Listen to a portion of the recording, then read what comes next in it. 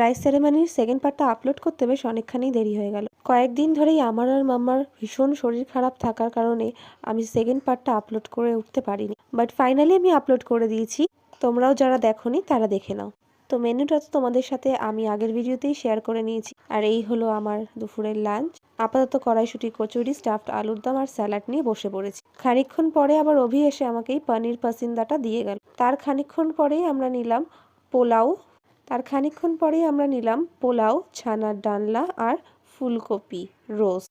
এরপরে ছিল চাটনি, পাঁপড়, মিষ্টি, কিন্তু সেগুলোর আর আমি ভিডিও করে উঠতে পারি। ওয়াশরুমে এসে হাত ধোয়ার পর এই একটা দারুণ জিনিস, যেখানে কোনো রকম কোনো টিস্যু ওয়েস্টেজ হবে। হ্যান্ড ওয়াশ করার পর এখানে অটোমেটিক হ্যান্ড ড্রায়ারে আমি হাতটা একটু শুকিয়ে নিই। এইসব করে যতক্ষণে আমি এসছি ততক্ষণে দেখি অভির 18 পিস মাটন অলরেডি শেষ। আর এইখানে অ্যাট লাস্ট মাম্মা পেয়ে গেছে তার সঙ্গী সাথী। টানা 3 ঘন্টা কনস্ট্যান্ট দৌড়েছে, লাফালাফি করেছে, ছুটোছুটি করেছে, আর সারা রাত আমাকে জাগিয়ে পা টিপিয়েছে। এখানে খাওয়া দাওয়া শেষ করে সবার সাথে বসে খানিকক্ষণ গল্প করে আমরা বেরিয়ে গেলাম। আজ এই অবধি, আসছি পরের একটা